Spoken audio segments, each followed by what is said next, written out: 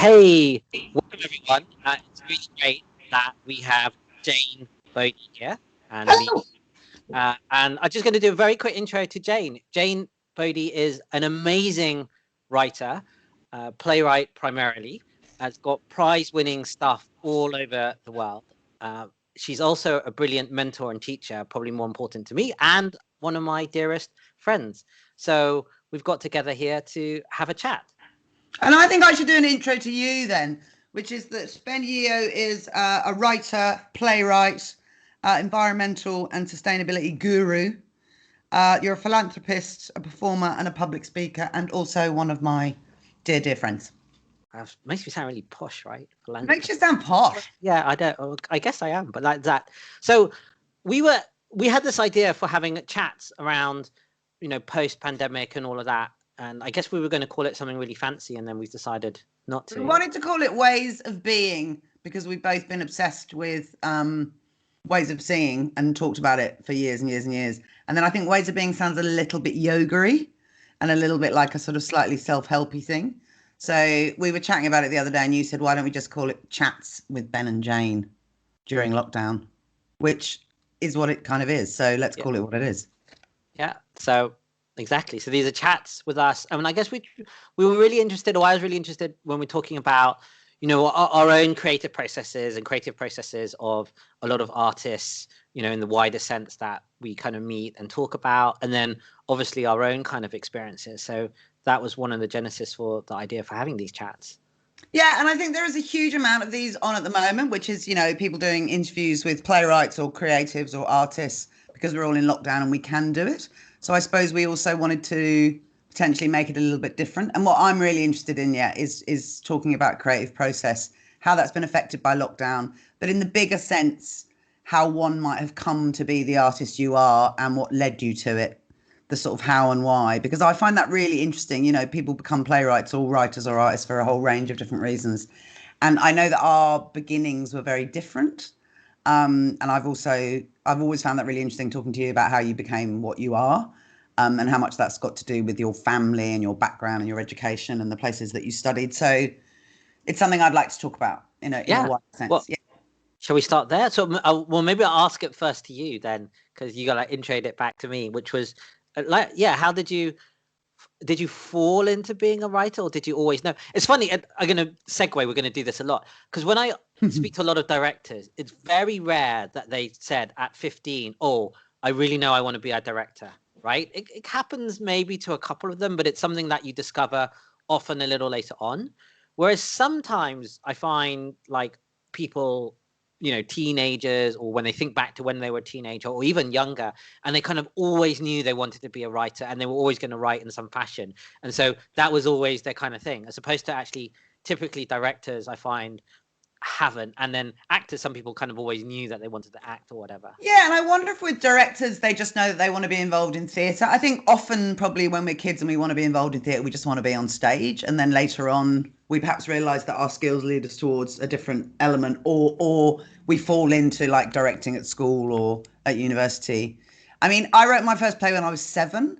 It was shit because I've still got it. My mum gave it to me on my 30th birthday. But there is a line in it that I used in a play about 20 years later on, which to me is fascinating, much more fascinating than the play itself, because it's almost like there are things going around in my head that are just waiting to be used. They're waiting to kind of fall off the conveyor belt and find a place. So there was a line about a woman wearing makeup and it suiting her, and it turned up in a play of mine called Still about 20 years later. So I reckon I must have heard that line, thought it was interesting as a human being, not necessarily as a playwright at 7, you'd hope, because that would make me very terrifying. But I was writing dialogue when I was 7, and that may be, and I've made jokes about this many a time in reference to my mother, but it may be because it was quite hard to get a word in my house, because there are a lot of fierce talkers. And so maybe I went and wrote dialogue as a way of having conversations in which I didn't get interrupted. Yeah. As good a reason as any to start off on. Yeah, indeed. So yeah, I did want to be a playwright from a very young age, and I saw and I'm interviewing Annabelle Arden on this in a couple of weeks, which I'm very excited about, from Complicité. And I saw a Complicité show with my mum. I was lucky to have a mum that took me to the theatre, and she took me to see a play at the Almeida, And I must have been like 13 or something, because I remember fancying people. I don't think I would have been 7, maybe. But I remember fancying some of the cast, or just thinking they were kind of grotesquely beautiful. And I saw a play and I remember just going, okay, that's what I want to do. Wow. Okay. So what about you? Well, I guess we'll get towards it later. So I probably did always do some writing, and actually thinking about it, I did when I was around 9 or 10. I did write a short play, and it was for. So this is the kind of upbringing I had. It was for a competition where it's a Latin play, so it gets translated in Latin, and London independent schools have this kind of Latin play. We didn't have that in Green. No. So, but that was So who was then? I've just remembered this. Someone then going to see it in Latin? Yeah, so it was performed in a kind of Latin play competition. Can you imagine this? And it still goes on to this day. So that was it. But usually, I think they take excerpts of actual things. But so in fact, the play won, but only won because we were the only ones who were balmy enough to have actually written our own play. I don't even remember what it was about. I think we were all dressed in togas, and it was, that type of thing. But it's kind of. Sorry to interrupt, but had you seen a play? Did you know what a play was? I had seen a play and things, and had done that. Talking about the first play, which though made me kind of think, ooh. So that was a little bit later as a teenager. I saw Pygmalion at the National. And I remember thinking like, oh, okay. And I think I'd seen maybe the movie or kind of vaguely knew about it. And I went in with really low expectations. I think I went with my godfather or someone who's like, oh, we should go to the theater. And I wasn't like thinking, oh, this is going to be brilliant or anything. And I'm just thinking like, wow, they've actually done something quite good here.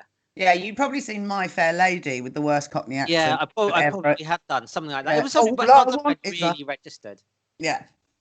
And so that was a thing. And then I remember so we're skipping forward a little bit. So I directed a play at secondary school, at high school, so about 16 or 17, which was Who's Afraid of Virginia Woolf? And I was much more into directing than writing at the time. And then I saw later on a Who's Afraid of Virginia Woolf? But I had a very positive actually experience with a playwright at that time, completely not known really to me, is that we had an issue that Who's Afraid of Virginia Woolf was going to go on in the West End the next year. So this must have been around 1995, 96, something like that. And so being good schoolboys and girls that we were, I wrote as the director to the publishers, agents or whatever, saying, oh, can we have amateur rights for 3 nights of we're doing this school play? And they wrote back saying, no, you can't do this play because it's going to go on in the West End. And I was like, as if your production was somehow going to like take away. Yeah. Oh no, we can't go and see it because we've already seen it at school. People are going to come and see Ben Yeoh's production over the one with Diana Rigg in it, or So I was kind of like, oh my god, and we'd already started setting up, and so we'd invested too much for it to kind of go. And I don't think I could pivot at that stage. I was like, oh well, if I do that, we'd do nothing. So I thought, well, you know what? You're not in charge of this. Edward Albee's in charge of this. I will write to him and see whether he has any common sense. So I wrote him. Are you 16 or something? Yeah, I'm 16. 16. Yes, I'm 16. 15, 16.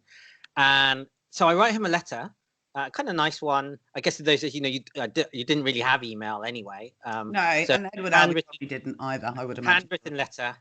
You don't really use word processors. I think there were just, some people had started, but it was like quite a special thing if you wanted to write your essay on a word processor. We wouldn't have done it at school. So I wrote him a letter, and I think it just sent it. I didn't have his address, so care of New York publisher something.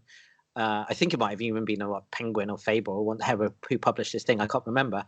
Then didn't think that much on it. I said, okay, let's hold and just see what happens.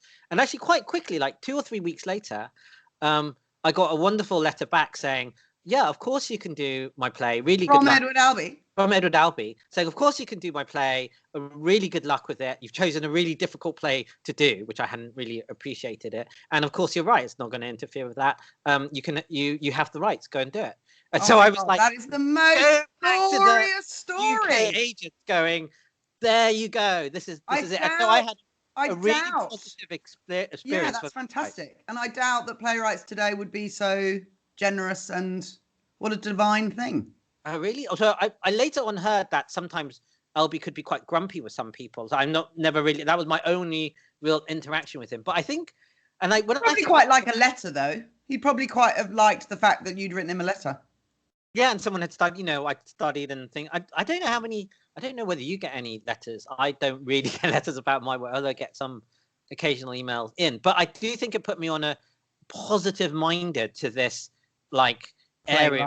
Lark. Yeah, like someone famous playwright bothers to write back in, just aside of a few scores of sentences. So my version of that story is much shorter and doesn't have such a wonderful ending, which is that I was going to do Betrayal, which is still one of my favourite plays by Pinter, although I think it's become quite dated. But I was doing Betrayal in a place called like the Cheese Factory, which was a place in Hackney. And I was in it. And I'm slightly worried I was directing it as well. But anyway, and we had to apply for the amateur rights, and we got an absolute no. I mean, no one was going to see it because no one was going to trate to this cheese factory in Hackney. It was quite good, actually. And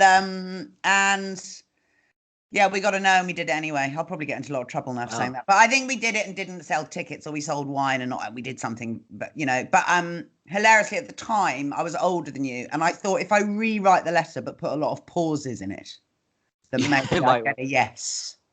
Which I don't think anyone else got. It was funny, but I thought it was hilarious. But yeah. Do you think it actually went to Pinter or just through his agent and they didn't bother sending it? I think it went through his agent. He may have already not been very well at that stage. But anyway, later, not many years later, but a few years later, my mum's a painter and he bought a painting of her. And I really wanted to write to him and say, you didn't let me do your play in the Cheese Factory.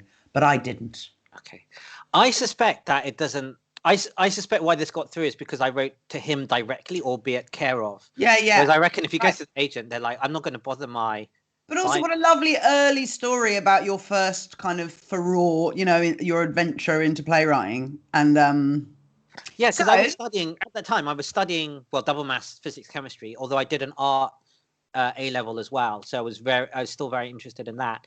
And then I did science at Cambridge University, although I did theatre, mainly directing there, and obviously there's a big theatre tradition. But then I went to Harvard, where they have a much bigger tradition of teaching both dramaturgy and playwriting. I think it's changed in the UK and Europe a little bit, but particularly at that time, there was a definite feeling that you can teach the craft of playwriting, at least to a certain extent, and there's still debates about that. And had a really positive experience there. I did also do some directing work there, but that's probably one of the triggers around thinking that, this writing, and I had a very inspiring poet teacher as well, and also a photography teacher, a kind of fine art photography teacher. So I was very much involved in like a debate, although it's kind of very East Coast US.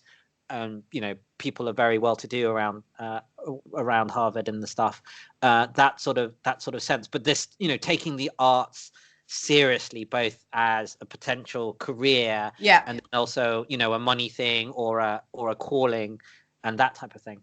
And we've talked about that before because. So my mother was the reason why my mum kept my play my albeit shit play that I wrote when I was 7 was because she was a painter. And my father was, he was a builder really, but he was also a musician and had at some point made his living doing that. So that, that question that sometimes people ask, how did your parents feel about that? And I feel that you probably did double physics maths because there was an expectation on you from your parents, or is that a terrible assumption I'm making? Or were you good at it? I was good at it. And I was better at it. I was definitely better at it than the equivalent in English. Yeah. But except that, as you see, you don't really teach creative writing in secondary school. You might do a bit, but you're teaching practical criticism and literature and close reading, and you might do some plays. And even if you do drama, you're sort of learning about drama and all of that. But you would, unless you have a brilliant, sorry to interrupt, but unless you have a brilliant English teacher, which I had, who I think probably wanted to be an actress and a director, Islington Green, and she was Miss Tassini. I think she probably gave us plays to read. Yes. Well, I'm sure you're reading it and doing it. What I meant is that the curriculum exam test. No, sure. Yeah. Like write a play over the end of the year. And if you've done it, we'll give you something like that as a creative process. So I think even at 16, I probably wouldn't have gone that way because I was always much more interested in that sense, in the sense of doing. And I did photography, I did sculpture, I did other practical arts of which I was interested in. And I don't think I'd quite considered, and I'd done some poetry, but I hadn't considered the playwriting thing in the same thing. And then coming to Harvard, particularly with all of these arts, teacher practitioners, I think a little bit like you, someone who actively teaches but also practices their art. And I find that was quite influential for sort of 20, 21-year-old. And we've talked about that. I know you have many influential teachers, but some that have talked to you about so many, but yeah. you had a few, perhaps enough, but you had a couple that sort of talked to you. I remember we talked last week about this, was he a photographer, the teacher? Yeah, so my photographer mentor, so Chris Killip is his name, and there was a little bit of this also in terms of poetry as a career, because a lot of most poets actually do something else as well as write poetry, because it's virtually impossible to be a poet as your career and just make money out of it. And even if you are a poet, you often have an academic post, so that's what you're doing. But we did a lot of reading other people's photographs, so particularly modern photographers, and what are they trying to do, how are they doing it, and then as photography hasn't got as long a history as other things, so the history of photography is in there. But one of the things which came out was this, and some of us were really thinking about perhaps taking up photography or fine art photography, particularly as a career. And because Killip had things in MoMA, the Museum of Modern Art, and we'd had those photographers come and teach us and talk to us about it. And you were a really good photographer, weren't you? Yeah, I guess I was. I was enough to go straight into this. I won photography prizes at university, had a exhibition elsewhere, and you've seen a couple of them. Like I did travel. I went to this tribe in Asia and took some of that with very high quality. But the message which came across from this like week-long session or this thing is that there was these photographers who we could see who we all agreed were really great artists. And then I guess most of us, some of us, all of us were very surprised that they hadn't made very much money and were continuing to not make very much money. And then there were other photographers who say had mixed views. Some like, oh, that's quite good, or you can see that. But there wasn't that huge consensus of saying, look, this is definitely great work and a great line of work. And their photographs were worth a lot of money and continue to be a lot of money. And then we saw some photographs where they're saying, look, these are people who were photographers that had things, never really exhibited much, a little bit. You could see a book or this is personal work. Also really great photographers in our view, who really never had a public profile and were never going to have a public profile. Yeah. And the conclusion was that there was limited correlation between great art and being paid a great amount of money at that time, at the same time. Yeah. And you could very easily be a great artist, and you could, half of that is helped by time. So you can tell with time. It's interesting you say portrayal was dated or not. You were photography, is this dated? Does this still feel live? And that sort of debate. But there was some which we could see that, and they made and were probably going to never make any money. And I think one or two had died as a pauper. So there was a really, and then obviously, with the university, it's kind of a real interesting thing to hear at 20 that you might be a great artist. And you kind of know this because you had great artists in history, right, who died with no money because art a lot wasn't paid for. But actually, there was a very high chance you could be a great artist and make no money. Or perhaps even worse, you could make quite a lot of money and your art might not be very good because you concentrated on these. Which is a really interesting question, which is worse. And of course, all artists would say, I'd rather be a great artist and make no money.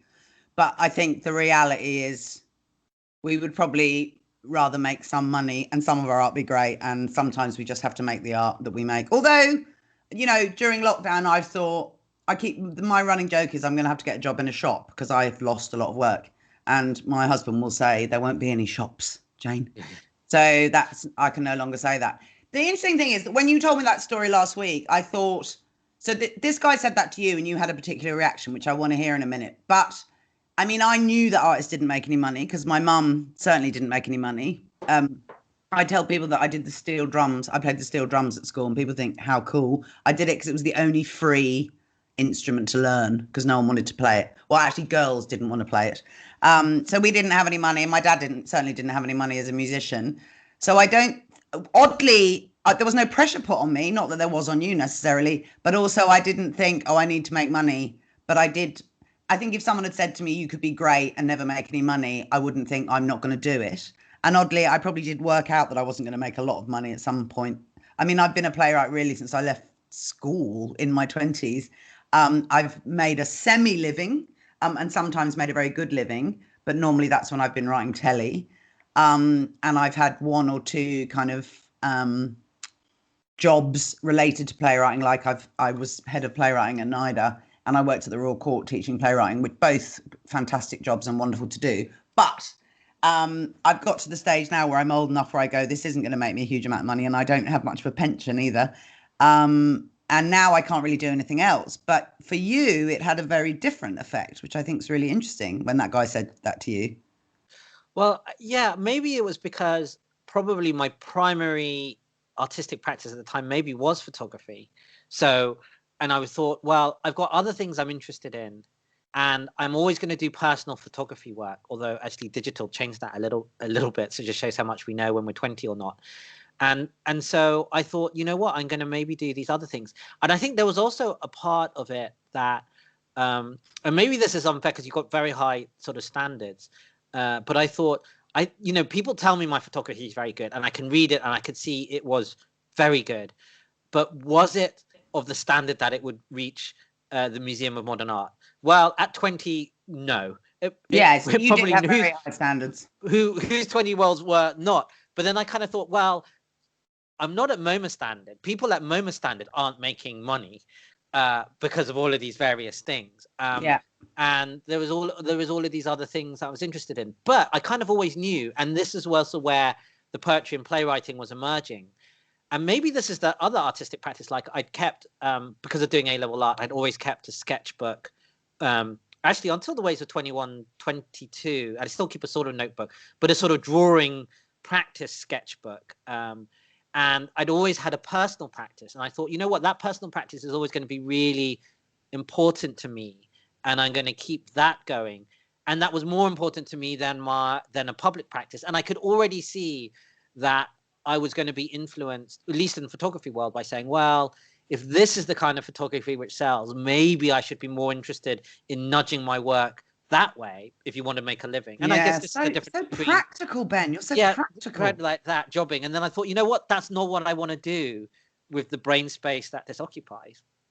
Yeah, and you are. I should put on your list. You're a professional multitasker as well. You do, and you often advise on how to do 89 things at once. And you often tell me off when I'm doing 17 sentences at once. But perhaps for you, you thought I can keep that personal, private practice going, but do something else. I mean, your parents were estate agents, weren't they? No, they were travel agents. Travel agents. I knew that. I knew they weren't estate agents. And did you think I want to make money and help them because they've put a lot? So there's definitely, like, I think this is maybe an Asian tradition type thing from very young. Well, there's 2 or 3 things that my parents told me. One is to travel is to be educated. So we did a lot of traveling, although that's maybe because they were travel agents and talking their own book. But there was this sense that I was going to take care of them. And I was going to be much better able to take care of them than they were, maybe even than themselves, with all of this education and qualifications. Which you have, and all of that, to be fair. Yeah, well, true. And this is probably how it has worked out. So that's come true. And I guess one of the other things, like now thinking back, you made me think about things I haven't thought about for a little while, is we had a great family friend called Ibrahim Hussein. And all throughout my childhood, no, Malaysian. So yes. And what we would call Malay as opposed to Chinese Malay. Yeah, okay. The kind of Muslim Malay. But was a friend of my dad's from the 1960s, Ibrahim Hussein. And actually, Ibrahim was at art school in the 60s, went back to Malaysia, and ended up being one of Malaysia's most famous and celebrated abstract art painters. Well, just painters, full stop. And he came typically with his family every year through London. And I guess I saw two or three things. I saw him in painting flow. So one day there was like, I need to paint, and we got him wallpaper, which is all we had, and we went to the hardware shop and just got what paints they had and what brushes they had, because it doesn't matter. Yeah, needs must when the artist. And so he painted, which was quite inspiring. And then also he made a living from his painting. So he was reasonably well off. In fact, probably by Malaysian standards, well off. So I had actually seen that painters could do that, which I'd come to realize is actually quite rare, and was very rare in Malaysia, to be a painter who could sell paintings for tens of thousands of Malaysian dollars. In fact, probably hundreds of thousands of Malaysian dollars towards his later career. So maybe that was also influential and I think part of the reason I did A-level art was being slightly inspired by him. And I, like, as a 17-year-old artist, was like, yeah, no way I'm ever going to reach those. No, and I mean, I've said to my students across time, don't become a playwright because you want to make money. I mean, obviously some playwrights do make money, and the first time a load of actors read your first play or early plays, you're just excited if the sentence hold together and the jokes are funny where they're supposed to be, and not just with your mates, and the sex scenes aren't too cringeworthy, although I always cringe at sex scenes. I don't know why I put them in anymore. But I think what's really interesting about that is, your expectation, you talk about an ideal quite early on, but your expectations do get kind of higher. Like I did write about my own experience for my first few plays, as I think many playwrights do, because we probably need to write our own stories. But later on, you want to do more with your work, and you want plays to be sort of bigger. But yeah, I think that thing of making money or not to make money, or whether it's a living or not, is so interesting. I always wonder if I'm too old to start another career when I worry about playwriting not being a great living. But I just am a playwright through and through. And actually, when I was teaching, I would love teaching for a period of time, and then I'd get to a point where I'd want to stop talking about it and do it. Yeah. Which is one of the lovely things about teaching, because the conversations that you have with your students, hopefully, and often are so inspiring, and the work that they make is, but at some point you want to stop talking about it and do it. And I'm very miserable if I don't write, which and there was a great thing on Radio 4 yesterday. A woman was writing about, talking about writing a very sexy book. And the interviewer said, rather boringly, I thought, how do you write the really full-on sex scenes? And I thought, well, she just does. But what she said was, I just imagine no one's ever going to read them. Right. I thought it was such a great answer. And in a way, perhaps it's like that, crap quote, dance like nobody's watching. Perhaps in a way we need to write plays sometimes from the darkness of our soul and think, it doesn't matter if nobody loves this. Yeah. I'm just I think is that. Actually, I'm going to respond to that. I just remembered one last thing on where we come from, writing from your life experience. So we were taught when I was at Harvard by a brilliant photographer called Nan Goldin. Yeah, amazing. And, this was it also, because part of her work was kind of photographing her life, and my life certainly didn't compare. So I was kind of like, well, I couldn't even do it from that thing, because if I were to photograph my life, it just seems really boring. So there was that element, like I couldn't even do the. I couldn't. Yeah. She had kind of people in bedrooms, didn't she? Kind of slightly. This whole, it was just, it felt more purposeful and everything. But on your thought about writing as if nobody is looking, I do remember when I was learning under you, that sort of thing, particularly when it comes to sort of first draft or ideas or that impulse, that you sometimes have to hold back the editing impulse, or the kind of person who says, like, in your head or whatever, what you're writing is completely rubbish, because you kind of know at that stage whether it should be rubbish at all. And is that part of, maybe this is coming to your writing process, do you still have that, where particularly when you come and sit down and write, you need to write a big chunk of it out, or do you do a kind of planning thing? Do you do a bit of both? How do you approach writing today? And has it changed much even over the last 10 years, but I was thinking over like 10, 20, 30 years of your writing career, or more, if you go back? Well, so many good questions, Ben. So many good. So I think through teaching, I've clarified my process, which has been a lovely sort of secondhand bonus from teaching. I do plan like a fiend. I plan because I wrote a play called A Single Act, which some of you may know. But I think I wrote it while I was teaching you at the Royal Court, or perhaps it went on then. So I wrote a play called A Single Act, which had a very complicated time frame in that one couple went forward and one went backwards. And I'm not very good at maths. So when I was writing it, I thought I'm going to get horribly unstuck here structurally. And the short answer to that bit of the question is I did a sort of map of the time frame of both couples so that I could stay on track, and also so that it could feel relatively seamless in the unfolding. Because I think if plays become too, when plays are like very kind of self-knowingly complicated in their structure, they can feel confusing. And I think plays shouldn't confuse us. We don't want to have that kind of that David Lynch thing of he's sitting somewhere going, I really fucked you up when I made you confused there. So I think plays should feel simple in their unfolding, even if they're non-linear. So I wanted the structure to feel simple. So I did this kind of map. And ever since then, I've kind of mapped out my plays. So I do plan. And by that, I plan kind of the central characters, the perspectives, the story, which I think, is really central, and the structure. And by the structure, I mean, when does it happen? Where does it happen? Over how long a period of time? And I plan what each of my scenes are. And then I will say to my students who pull faces at me when I say that, because they're like, you've just taken all the fun out of the creativity. I will say to my students, or any writers that I'm talking to or with or influencing or mentoring, there are no playwright police. No one's going to come round and say, you said that scene was going to be the scene where the couple split up, but now they're getting it on. No one's going to do that, and you may change that, but you've got something to sort of hang off. It's like the kind of foundation.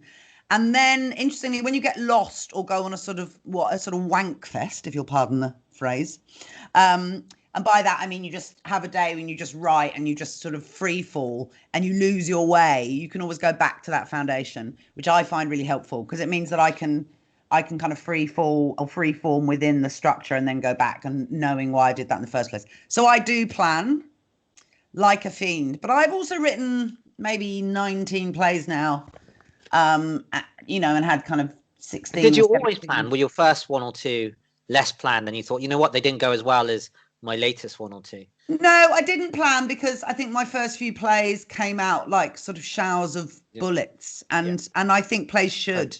Because I think I can't say this for everyone, but I think we are writing our own experience when we write our first few plays. I do, whether we are aware of it or not, we're writing sort of who we are and what we want and what's going on in the world. And we often write about our age, as in the age we are and the age we live in when we first write. But I think as I've got older and written more plays, I don't want to do that anymore, or not so overtly.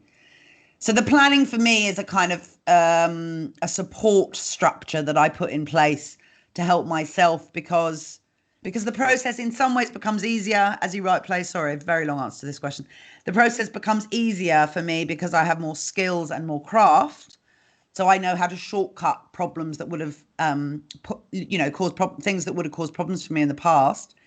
But also now I want to do something new and different and exciting every time. And that becomes harder and harder in some ways, I think. Yeah, that makes sense. And do you think, so has lockdown changed your process and everything? Obviously, like a lot of creatives, there is limited to no work around. I mean, obviously there's some, but it's really diminished, which I think has been really hard on our industry and sector. But it sort of it kind of knocks. Yeah, I mean, it's like what do you write to in all of this and all of that? Yeah, it's catastrophic. And I've been talking to a few writers back in Australia where I lived for a while, and here, I mean, some writers luckily have work depending on where they live in the world. Some things are going on. Interestingly, I've got a tour rehearsing at the moment in Australia. My play Lamb is about to tour nationally, and I talked to them yesterday on the first day of rehearsal, and then today Melbourne's gone into lockdown. Yeah, I don't know, I can't bear to get in touch with them actually, and it was the first bit of work I've had for a year, but it's in Australia, it feels kind of far away and I can't be there. I think from my limited talking to other people, or some talking to other people, but I think that a lot of people found the first lockdown terrifying, but then interesting creatively. creatively, because I think that they had time to themselves and quiet and a lack of looming deadlines and time to think. So friends of mine that are painters or designers or artists or poets actually said suddenly they had this time and this quiet, and that was both daunting but also quite freeing. I feel like now people are going, is there any point in using that quiet time to create work? Because is anyone ever going to hear it or listen to it or produce it again? So it's I think the most interesting thing for me, and I want to ask you about this as well. The most interesting thing for me is you go, what am I making work for? Like, my husband is a musician, and I said to us both the other day, let's use this time while we've got nothing on. We've really got no work on. Let's use this time to make some new work. But then what's the end game? You know, what are you making it for? For your own sense of expression, which of course, in some ways as an artist, that's what you're doing. But I'm used to now writing things that then go on and are produced. And at the moment, I'm not sure if they will be. So it's whether you then choose that time to write something you'd never normally write because you think, fuck it, it might never go on, or whether you end up doing something else entirely. Yeah. It's really interesting. So for you, what's this time been like? What's lockdown been like, both for your work, but also for your creative work? So I'm going to answer this askance and then come back like your very interesting long answer as well. So I remember reading the start of lockdown, first lockdown, that Pushkin, when he went into lockdown or whatever, there was something, and was amazingly prolific. And I was a little bit suspicious because it's like, yeah, maybe not. So that's one thought. Another thought as to specifically in this area of the creative arts is I think musicians to some extent, playwrights particularly, is our work often isn't really finished until it's finished in front of an audience. That's the thing which completes. Actually, going full background to sort of ways of seeing or ways of being, this idea that art is completed with the viewer or the participant, as opposed to that. But you know, you could paint for a while and paint for your own things and then feel that okay, at some point that will be exhibited. But for something like the live arts of playwriting and musicianship, that disconnect, the longer it goes on, I think the more we feel it, because it isn't I think for a lot of it isn't quite complete. Like you know, the play is there but it's not being performed, so it's not got its ultimate expression. So I do think that's the thing. And then I also think that I do wonder, so there's a lot of talk around, can we reset, do we come back better, and all of that. And after the pandemic, after the pandemic, around theatre art, so we could talk about it in the world more broadly and widely, which is also an interesting question. And I'm not sure it's really going to do this reset. In fact, I'm now more worried that what's going to happen is you're going to have a generation or just a lot of people who, to your last point, are going to end up having to do something else for a huge variety of reasons. Might be money, might be things, you might be given up, you might feel it's whatever. And actually, that is just going to end up as a creative loss. So I've got a little bit more pessimistic on that. On the other hand, I do acknowledge that these type of crises have often produced a kind of flourishing sometime afterwards. You know, this adversity produces a sort of creative flourishing. Roaring 20s coming after my husband is very positive, and he says, you know, that's the Roaring 20s came after the last this, and that, you know, when they flourished. But that wasn't a disease. No, and I do think it might happen, but it might not happen for the same people. So the people who get to flourish are not the same people who got really hard hit. So there's a kind of transfer. I'm gonna go really askance. It's a little bit about the same. About we would like these coal mines to shut, and we would like them to become wind turbines. But you have to tell the honest truth is that the coal miner, the typical coal miner, will not be able to work at the. We're not going to work now. His or her daughter might well do that. So there's an intergenerational shift. I mean, this is kind of slightly fairy tale. So, but the example would hold that might well happen. But if you're an old time coal miner, it probably isn't happening for you. So there's this interesting intergeneration. You can see on the systems level, you know, there's a new breed of maybe artists coming through, particularly if you could be supported by some money so you don't have to like scrabble for your rent. and that then there might be this other flourishing when it comes to flourish. But I worry for those now who let's say don't have money to support themselves and so have to retrain and do something else, or those who are of a generation who we might get lost. So I am sort of slightly optimistic because I do think flourishings do happen, but I am actually now more worried that the kink shift in time will be a little bit more damaging. Yeah, and I think also the work that will be around will be more scarce. So, like applying for sort of arts jobs at the moment, normally where there would be, 50 people applying, there's now 500 people applying because they've lost stuff. I think what will happen is that artists will have to work in new ways, or they'll have to do new things. We've all had to learn how to use Zoom is the very simple version of that. And I did some Zoom teaching, which I just thought I was going to loathe. And lots of people signed up and I did it last year and I loved it, actually. Partially because I could wear my tracksuits underneath and my we should definitely do more of that. But there's this interesting thing like digital theatre.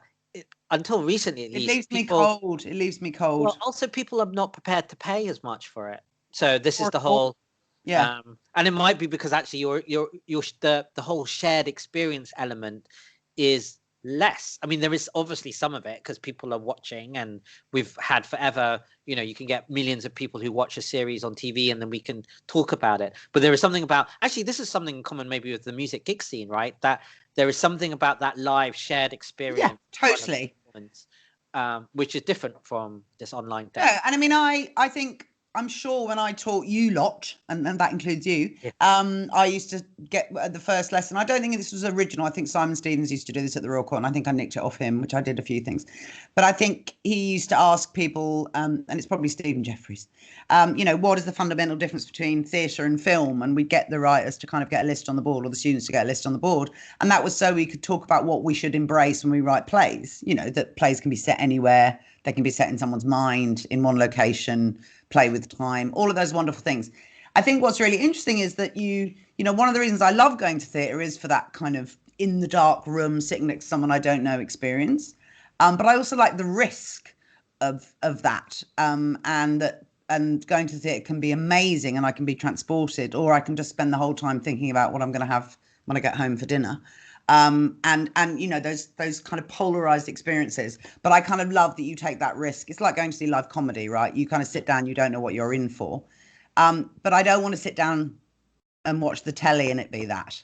Yeah, I'd rather watch something I know is good. So if I'm not all in, sitting in a room with a load of people I don't know and the lights go down and the adventure begins, whether it be good or bad, I'd rather watch something I know is going to be good if I'm sitting on my couch and just turning an on button. So it's problematic for me, and I'm really trying to watch. And I have actually Sky Arts, which is free now, which is brilliant, has been showing some theatre. And I watched Jane Eyre the other night, which was brilliant, the National Theatre production. And I sort of felt like I was there, but I was on my own in a dark room on the couch. There was no one around, and so I sort of very consciously committed to it. And it was very long. But I'm worried about digital theatre, But what I'm really interested in, and I spend all day thinking about it at the moment, is how can we write plays that embrace digital theatre? So we're not just putting on the plays that we were seeing before as digital. Yeah. How can we embrace the form? And the other thing is, sorry, 98 answers. The other thing is, can we now write things that don't acknowledge the pandemic? And do they feel contemporary? Like, if I'm going to write something, a TV idea or a play idea about now, does it have to be post-pandemic? Or are we just going to get sick of those post-pandemic plays? So this is one question that we've been discussing. I haven't had the answer on this. So do you think what makes a good play is going to have to change post-pandemic slightly? I get there's two questions. One, post-pandemic, also this kind of like plays in a time of climate change is one thing. But I do wonder, and I don't necessarily think it's the pandemic. I think it's that thing you hit on, like the incursion of digital, which is its own form and space, but plays still have to be a different thing. They can't try and squeeze themselves into digital because then they're not plays, right, in the same way. Or no, indeed. Do you think it's going to change or it's not change? I mean, the structure maybe doesn't. Like the I don't know, because unlike you, I don't understand how money works because I've never had any, and I don't know what the pressure is on theatres to. I don't know. Yeah, it's such an interesting question to me, and I still secretly smoke cigarettes, and I often stand on my back stoop having a cigarette, sort of staring into the sky, thinking, what's going to happen to theatre? Like, what's going to happen? I don't know. And I don't know what we'll be clamoring for. And the last Zoom teaching I did, the last lesson I did, I said to my students, I want you to write the play that if this was the first play that people were going to see when the pandemic ended or when lockdown ended, I want you to write that. So is it that play is then about, everyone with masks on in lockdown? Or is it that we want to see a play where people are kind of licking each other's faces with the great joy of human contact and exchange bodily fluid? It's like, what is it? What are we going to need from theatre? But I suppose you're asking what will theatre need to be, which is a different question. Yeah. It's really interesting. Both, but yeah. Yeah. Yeah, and so on the one hand, sometimes these things happen and we don't change that much. There's been swine flu, there's been other things. We still, I speak to a lot of people on Zoom, something like Men Misunderstand. I was speaking to a lot of women on video call, and they're still putting on perfume, right? Because it's not for the video. It was cool because it's for themselves and for all of these other things, and that's probably not actually going to change for people who use perfume and all of that type of thing. Although makeup sales have dropped, Ben. Have they? There was a whole thing about it on the radio this morning. They went up because everyone was doing Zoom and going, "Oh my God, I look terrible." And now they've gone down because people time.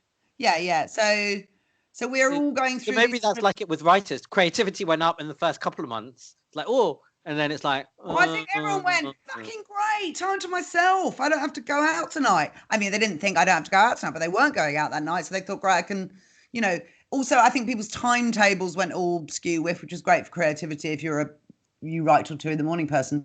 But yeah, and then there's a kind of, in the way that mental illness and sort of trauma and stress and anxiety has gone really up this lockdown, because we just feel like, is it just going to be an endless series of lockdowns?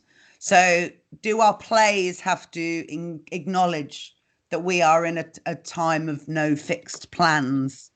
Or should our plays, it's so interesting for me. Like, it's so interesting when you watch TV at the moment, I think. Like, I watched something the other night, and there was just, it was about a DJ who died tragically, or not that tragically, but he died. And, there were just crowds of, it was only a few years ago, there was footage of people in crowds of, dancing and sweating and touching each other. And it feels like another era already. Yeah, it does.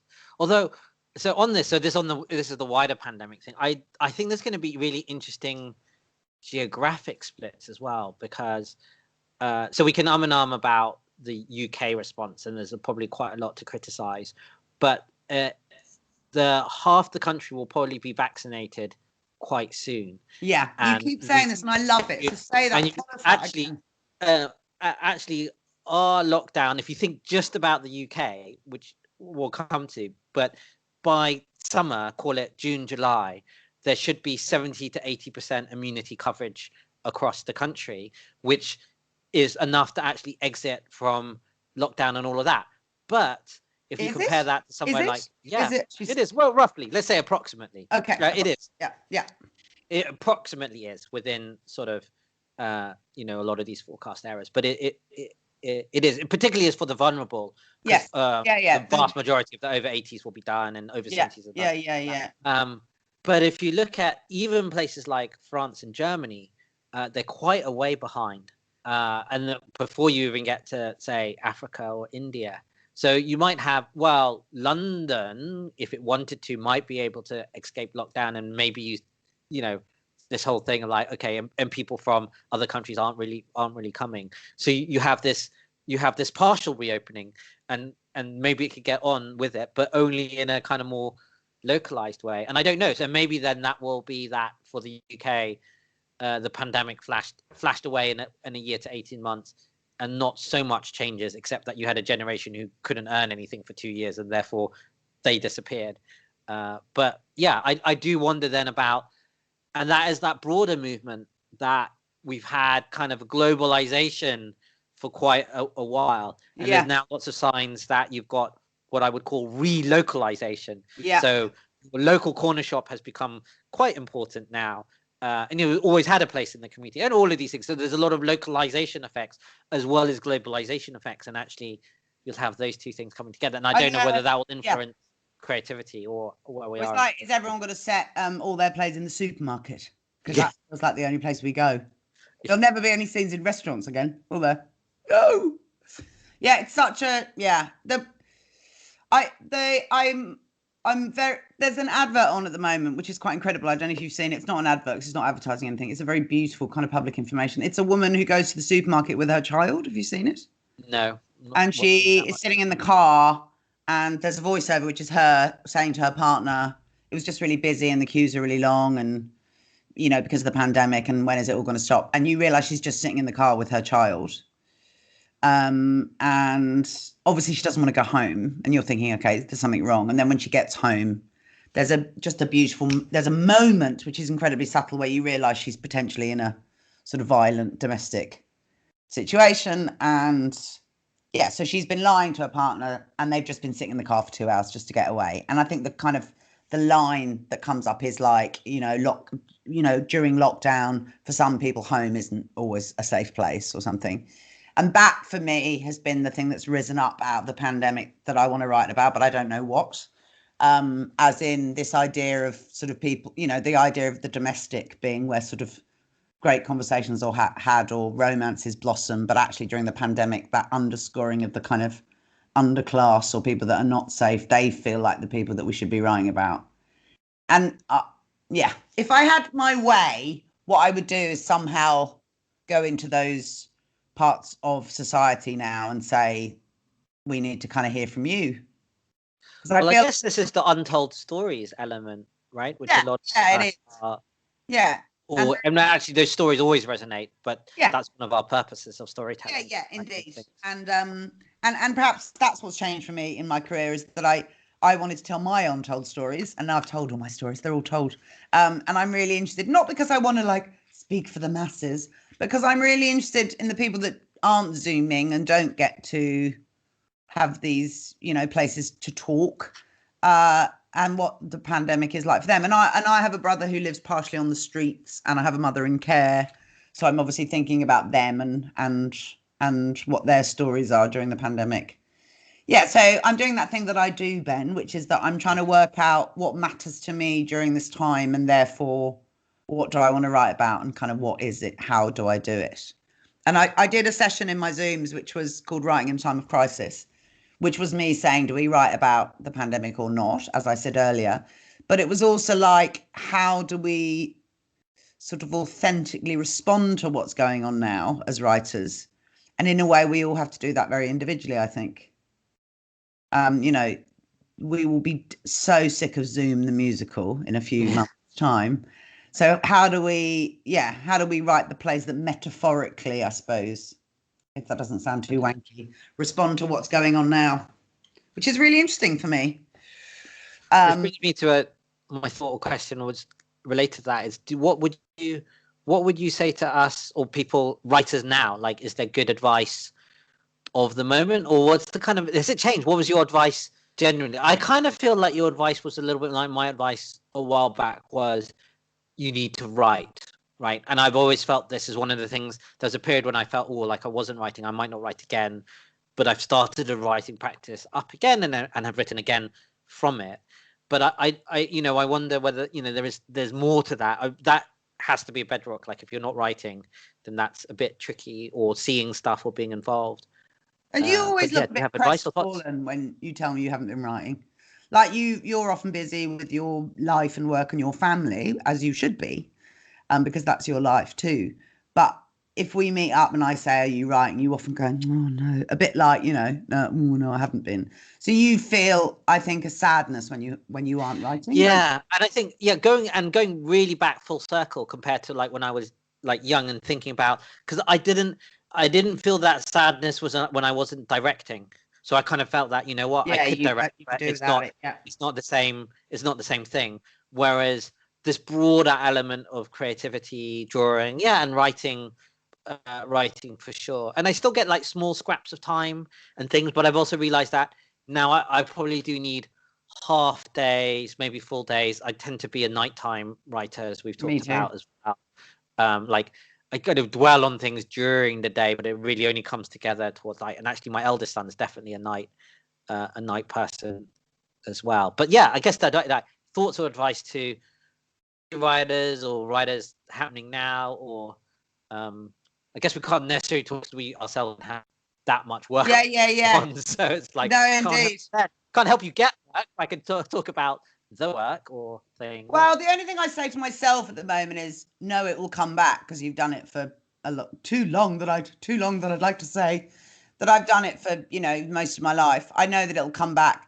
I used to go away on kind of writing retreats or kind of yoga retreats or like health creativity retreats when I could afford it. I used to go, and I never do any work on them. I'd never do any work. I'd always just sleep and cry or walk or get cross or what, you know. And then when I came back, I'd always start writing. And interestingly, I said to John the other day, it's almost like I kind of like a bit of chaos to write in, but not this much world chaos. I like a bit of, you know, it's like some people like to respond to a deadline. My equivalent of that is I like a bit of kind of a little bit of kind of world chaos, but not so much chaos at the moment that I feel overwhelmed.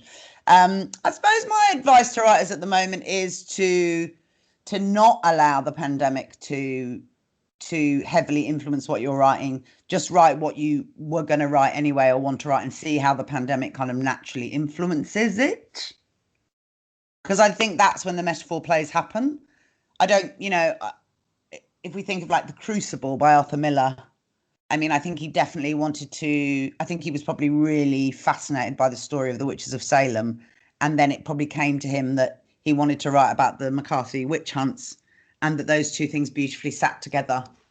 Yeah. And I suppose the other thing is find the time of the day when you are best to write. Don't try and, it's like people that are not morning people trying to be morning people. It just doesn't work, Ben, does it? No. We both know that. I was reading, was I reading that? He was a postman. He wrote the Barchester novel series, but this is whatever 100 over years ago. But he wrote everything from 4 a.m. to 7 a.m. or whatever, and wrote tons of novels and did really well. And I'm like, nah. Yeah, I mean, if I stayed up 4 a.m., I could probably do it. But yeah. And I reckon it's like physiological. It's sort of blood sugar. You know, it's all, for me, I cannot write first thing in the morning. I can just about do an email, but I'm much better to like make coffee, clean the kitchen. I kind of have to potter. But I'm sorry, I keep saying this, but I would say to my students, and it really works over years, and they were all really different, my sort of strange brood of children. I would say to them, find the time in the day when you're best to write, and it probably is to do with blood sugar or something like that. And have that as your time. And for me, it's an afternoon thing. So if I get all the stuff done I need to do in the morning, and then I sit down after lunch, I can write from 2 till about 10, which is about as much as I can do now without getting bad back and a bit sort of twitchy. But, you know that time. It's like knowing when you're best to eat breakfast, or knowing when you're best to go to sleep, or, know that time. I think that's a really good bit of advice, because days at the moment stretch in an untimely fashion, don't they? And time loses all sense of. Did I give you great advice when I was your teacher? Was there anything you held on to? Well, I think a lot of it for me was about, things to do with thinking about structure and form, and things like that, and so actual story, turning points and things I've been dwelling upon, and things. But it came at a point where, okay, this is useful to hear and work through. So a lot of it, I guess, that's craft. So it was just another level of craft, and then the craft, saying, look, these are the guidelines, and then this is where your brilliance, or your complete opposite of brilliance, you will go outside the guidelines, and it will either work or really not. And so that sort of thing, I think I took away. I took away that. And that, which actually, so this is, go on. No, and that, when you asked me about structure before, and then my advice, I mean, I'm very big on structure, and I love teaching structure, and I think it's something I do very well. And I love it as well. I'm like a structure kind of Fruit Loop. That's my technical term. In that I get very excited about structure, because it kind of opens up doors for me. And it's like, it's like wrapping a present beautifully or just functionally. I get very excited about it. But I think what's really interesting at the moment is that time and space are not normal at the moment. So, for example, you know, when I was teaching structure on the Zooms, I ended up, everyone was in their room. You know, like normally I would say, how do you feel about location and how does location affect your scene? And if you think about putting characters in different places, what does that do to your characters? And, you know, some characters like being in a closed, neat room and some like being outside. And at the moment, of course, we're just thinking about space in a much more interesting way because we're all in the same four walls, essentially. And we're also thinking about time in a really interesting way because we can't plan anything and days are kind of monotonously the same. So I think my advice would be to think about placing your play in a time and place that somehow sticks two fingers up to COVID. So like build a play that's set outside, you know, or really at a festival on the yeah, exactly. something. Or really acknowledge the sort of guidelines, the restrictions that COVID has placed upon us in your play. Like at the moment, I've just bought a load of books on astronauts because I'm really interested in writing something about astronauts, which you'll go, what? As you know me, you'll go, why, Jane? Because I'm really interested in writing about the kind of quarantine that astronauts would go into in the past when they got back from space as a way of looking at how that affects us now. Have you gone quiet out of interest? I'm just, yeah, yeah. That is really fascinating. I'm aware that we could probably talk for ages. I know we could, but who would? And maybe we need a part two because I kind of felt we went into some on our creative processes, but I had felt we want more. But I might ask my last question, which I've got questions too. I just haven't asked any. Okay. Go. Yeah. Well, maybe maybe my last question would be, if you weren't writing, what do you think you would doing or should be doing? I love that question because it's so full of possibilities. But at the moment, I'm so scaredly unemployed. So let's say fantasy jobs. So like, can I have three? Can I have like now? It's like astronaut now. Can I have three answers? Can I have three answers? Yeah, sure, of course. So I'm really obsessed with food, as are you, and cooking. And I found cooking during lockdown really healing, for want of a less annoying word. I've really missed cooking for other people. So I've started cooking in lots, like way too much food for me and my husband. Like on Valentine's Day, I'm going to take cake to people in the village we're currently living in. So I think I'd probably run some kind of thing where I had to cook for people. And I did a playwriting retreat in Australia when I was living there, where people paid a lot of money to come and do teaching with me. I was mentoring them for the weekend.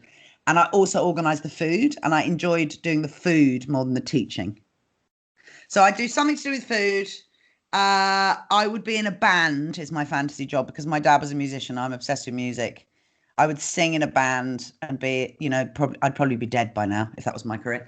And I think I would have really liked to have somehow gone into law, but I don't think I was clever. Wow. Yeah. Law. That would be that one. Well, I've just got a very strong sense of justice and I get very arsey about stuff. But I don't think I'd have been very good at it and I'd probably have failed. Okay, I'm going to ask you, if you hadn't been to be a lawmaker, really, then I'd be a lawmaker, not a politician, but actually I'd be a lawmaker. But you can make law with plays, I think. You can change the way you perceive them. Probably, maybe even to a greater extent with stories than you can with the actual legislation. The stories would shape the legislation and shape people. Yeah, and I did say that to my students. If you could change the world with your next play, what would you write? Which is a bit sort of lofty and hefty, but why not? So I was going to say, if you were not a playwright, which you are, and you are many things, what are the other jobs that you would be doing if you weren't doing the jobs that you are doing? Well, food. So this is something we have in common. I know. I don't know exactly quite what. So this is kind of sort of fantasy because it doesn't really work. But I would maybe do this thing where I would be the chef maker, but I would a little bit like these very high end. What's a chef maker? Well, so I'm going to describe. So like these very high-end. So chefs nowadays, like, they direct their sous chefs to do all of the things, and they stand around and plate, right? And they do a bit of cooking, but they don't really do cooking. Yeah, right? yeah. So They're this chef amateurs. maker I have is like these master sushi makers, but I wouldn't be doing sushi. I would have maybe 8 seats, and I would cook something personally for all 8 of you, and we would probably have a conversation whilst we're cooking about this is why I've chosen that and this. And so I guess that's like a dinner party, but I'm doing it as chefing and fooding, and we would eat all together, and there would not be more than maybe 8. So you could come in 4 couples, or it could be 2 fours, or you could have the whole thing. So there might be a little bit of mixing that, but no more than that. And you wouldn't also really get a choice. I mean, maybe I'd have to do like a veggie thing or not veggie thing or whatever, but it would be basically you turn up and this is what we eat. I am so coming around to your house for this. You're allowed to. Actually, we've been threatened that many a year. So that would be my foodie thing. Of late, I do wonder whether something along teaching, but not, I guess, but very non-traditional teaching.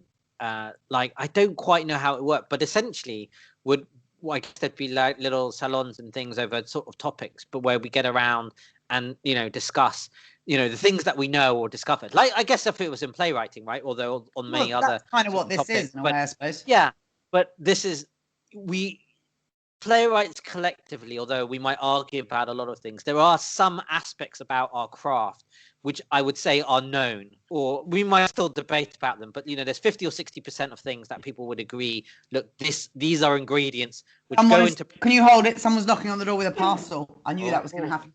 Oh. Hello. Brody. Yes. Thank you very, very much.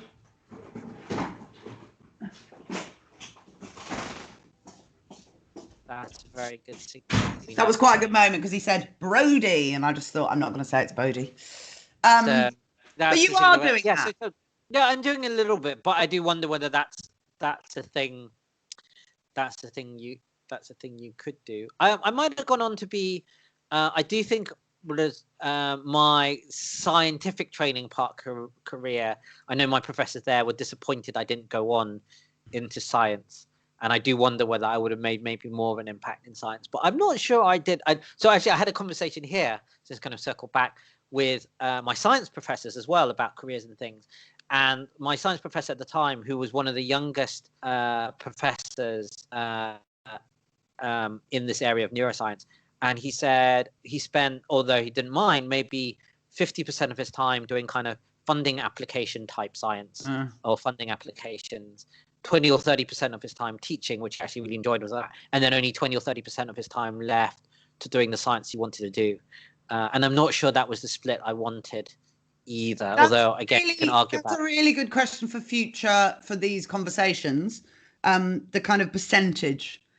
Because I think one of my questions was, and interestingly, we haven't got to them because we've had just as interesting a conversation around other things, led brilliantly by you. But one of my questions is, what's your ideal creative working day? And sort of in brackets, like, does any of us ever have that? And I suppose, like, what's your percentage? So I want to know from you, what is your ideal creative working day? And I'm not involving your children, your wife. Yeah. Or your a creative day would probably be. So this is the fantasy, because I don't think this happens, right? Would be 2 hours work. Okay, so the super fantasy would maybe be 2 hours work in the morning. Work on other stuff to make money?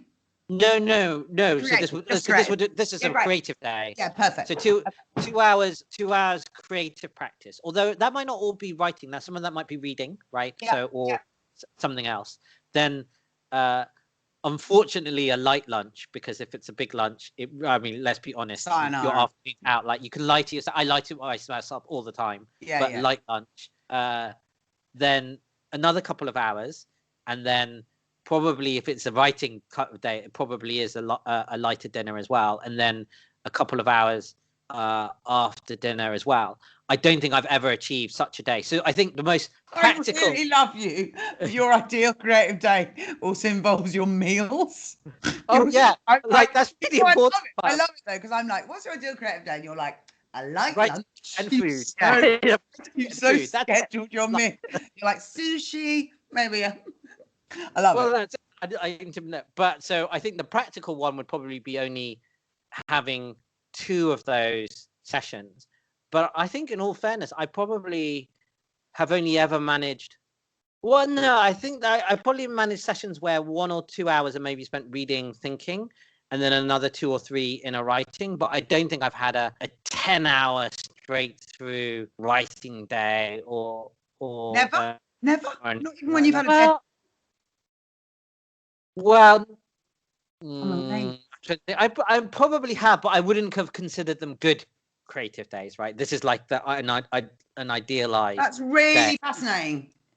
Yeah, so you asked me a brilliant question, which I answered terribly. So my advice would be to people at the moment, or just at any point, would be to observe your own creative process and the days where you are really productive and the days when you aren't, which are partially chemical, partially substantial. Light, sun, food. Yeah. This is why I keep on talking about food, because I know. So I don't. If I'm going to have a good creative day as well, I try not to eat a very big breakfast. I love it. I love it. But it's really true. So I basically, when I'm having a really good creative day, I don't even eat. Right. Which is look at me. That is people don't eat at all. That doesn't happen very often then. So I know what my perfect creative day is, because during lockdown I've really observed it, and I've gone, what are the days that I'm really good? So I get up having had a good night's sleep, which isn't always, because I'm menopausal. Yes, but I get up having a good night's sleep, and I have an hour in the morning where I have no pressure on, no phone calls, turn my phone off. I listen to Radio 4 or music, which is very good for me pre-working. Make myself breakfast, coffee, have a few cigarettes, apologies to peeps. Kind of look at the sky, a bit of dream time, like an hour. And then I've worked out here, I need to go and do something physical for an hour, whether it be a walk or some yoga or something, which is kind of gets rid of the nervous kind of the faff energy for me.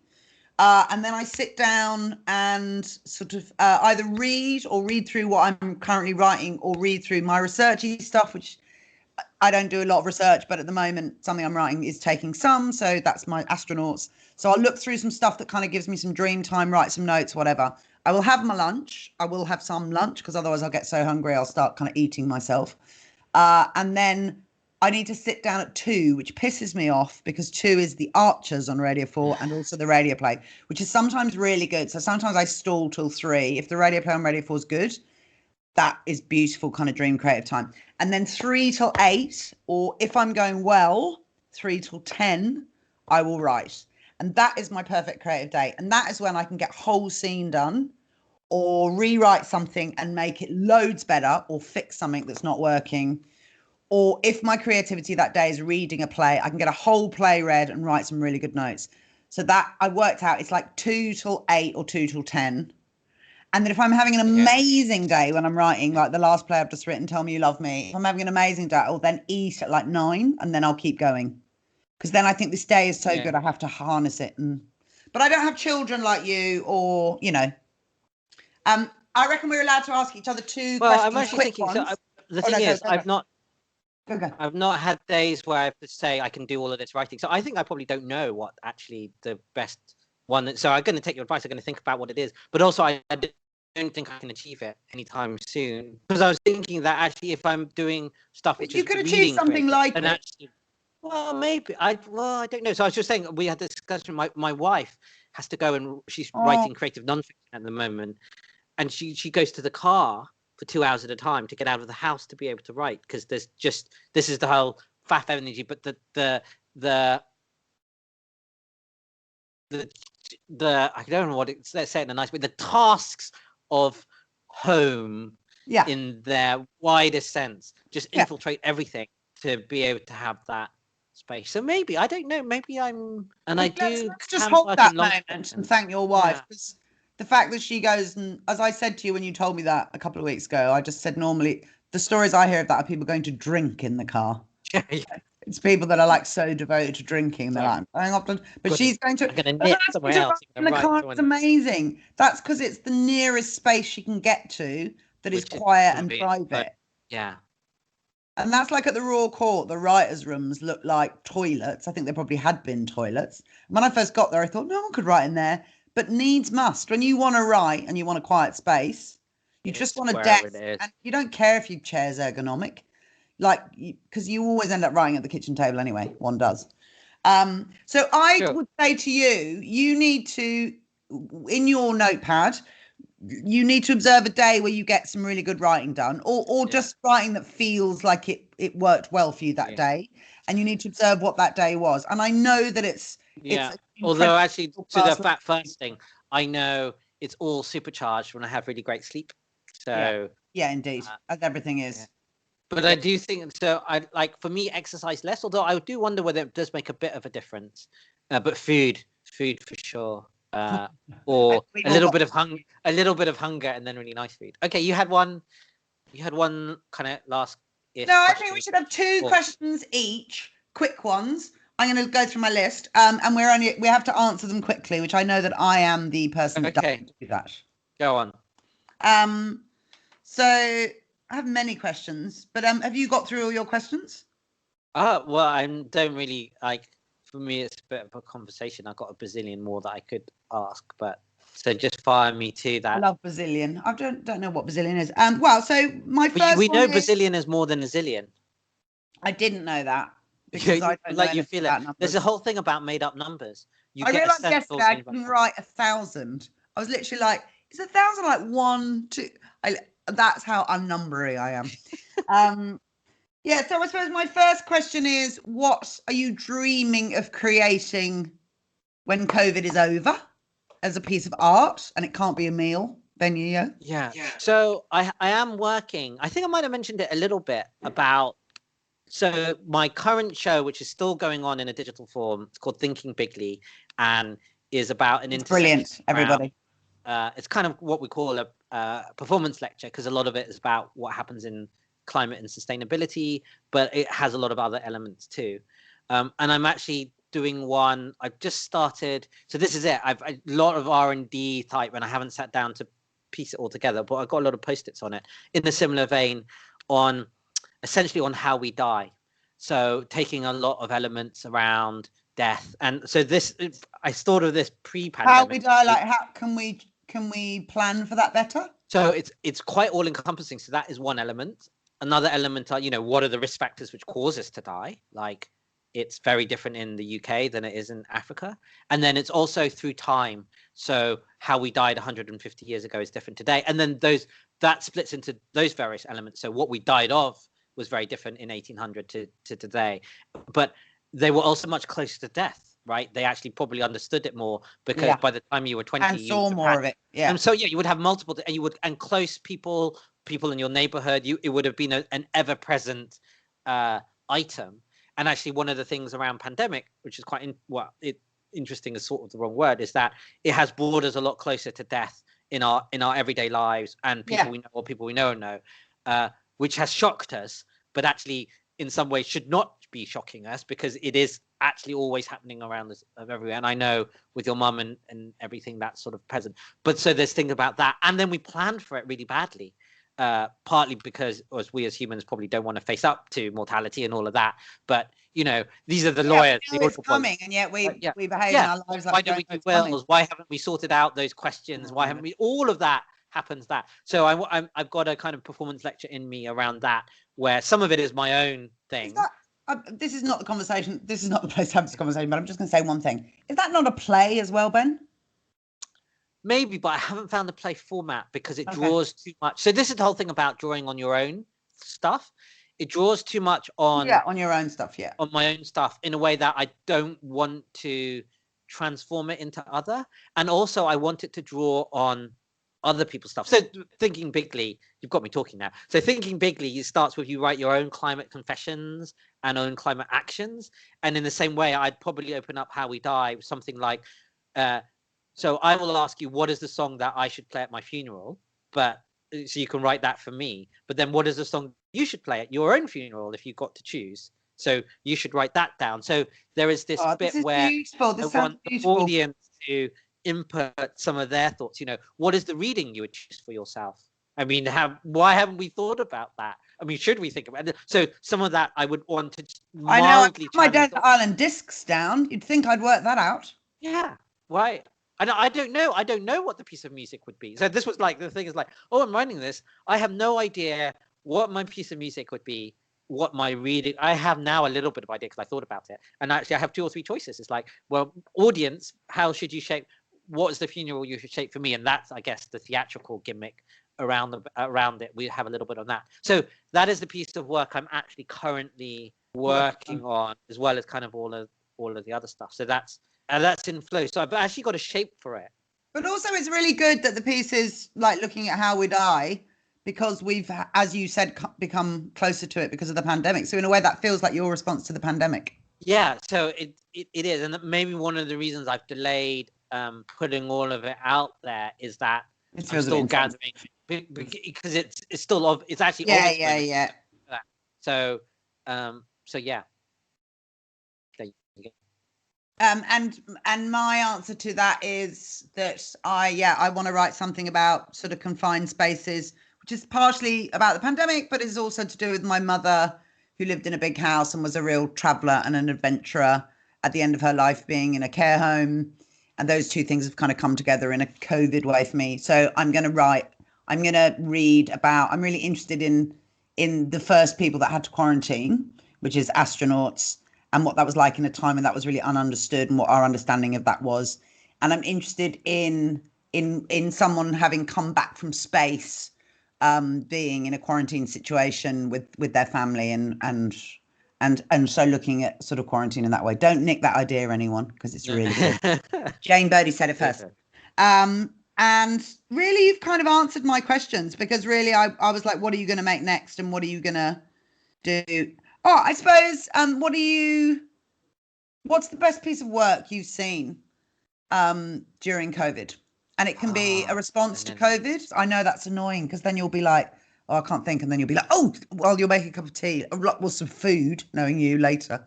But have you seen anything during the pandemic other than that brilliant Zoom meeting the other day where that guy shouted at that woman?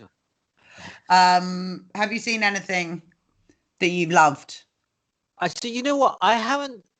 There has been stuff on, but like it's been on. It's not been a COVID pandemic like related piece of work. And this is interesting, because I have felt that, and this is to your earlier point, that I don't think theatre has produced a piece in response, either digitally or in some other. I don't know what the other thing. So this is where we probably struggled.